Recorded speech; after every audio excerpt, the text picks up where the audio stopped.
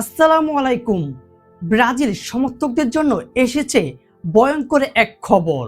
বিশ্বকাপের সবচেয়ে গুরুত্বপূর্ণ সময়ে নেইমারকে নিয়ে নতুন আপডেট প্রকাশ হয়েছে, যা বদলে দিতে পারে এবারের বিশ্বকাপে ব্রাজিলের পুরো পরিকল্পনাকে।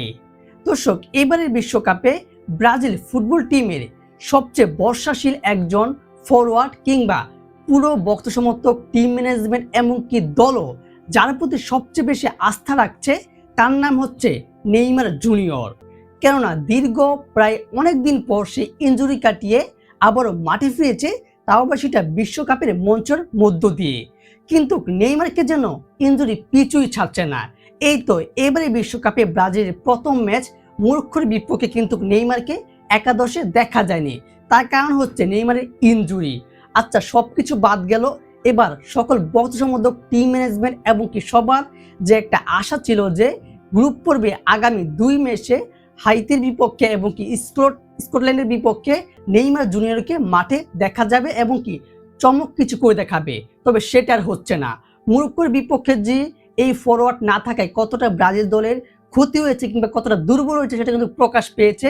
মরক্কোর বিপক্ষে কিন্তু ব্রাজিল 1-1 গোলে ড্র হয়েছে। তবে মরক্কোর বিপক্ষে ম্যাচটা সরে গেলেও পরবর্তীতে কিন্তু সকলের আশা ছিল যে নেইমার পরবর্তী 2 ম্যাচে গ্রুপ পর্বে ফিরবে, তো ফিরা হচ্ছে না। তার ইনজুরি দীর্ঘদিন আরো বেড়ে যাচ্ছে।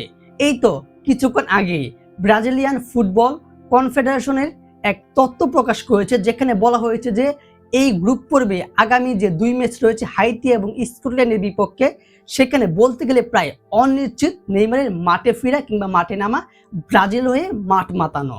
দর্শক, বলা হয়েছে এই তথ্যতে যে নেইমারের যে তার ইনজুরিতে রয়েছিল, তার পায়ের পেশি মাংস এখনো কিন্তু সেটা ঠিক হয়নি এবং তার যে চিকিৎসক রয়েছে সে আরো কিছুদিন সময় নিয়েছে যে এই অবস্থাতে যদি সে মাঠে নামে তাহলে কিন্তু সে এখান থেকে আরো বড় ইনজুরি মুখে হতে পারে। যার কারণে আগামী 20 জুন যে একটা ম্যাচ রয়েছে হাইতির বিপক্ষে, দ্বিতীয় ম্যাচটা ব্রাজিলের, সেখানে কিন্তু বলতে গেলে থাকবেই না নেইমার জুনিয়র, এমনটাই বলেছে। এবং কি নেইমারদের ব্রাজিলের যে শেষ ম্যাচটা রয়েছে গ্রুপ পর্বে 25 জুন স্কটল্যান্ডের বিপক্ষে, সেখানে কিন্তু নেইমারকে বলতে গেলে প্রায় দেখা যাবে না।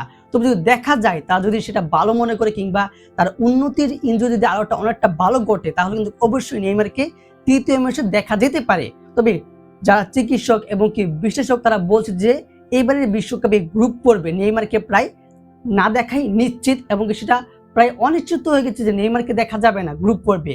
তবে আসলে নেইমার যে ইনজুরিতে পড়েছে দীর্ঘদিন, সেই ইনজুরিতে সে যখনই মাঠে নামে তখনই সে ইনজুরির শিকার হয়।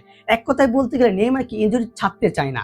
এবার দেখা যাবে যে নেইমার কি এই প্রায় আর হাতে আজকে 15 তারিখ হাতে আছে, আর 10 বা 9 দিনের মধ্যে সে কি পুরোপুরি সুস্থ হয়ে কিংবা তার শরীর ফিট হয়ে খেলার মতো কি সে অবশ্যই মাঠে নামতে পারে কিংবা ব্রাজিলকে উড়িয়ে একটা উড়ন্ত সূচনা আনতে পারে নাকি, সেটাই দেখার বিষয়।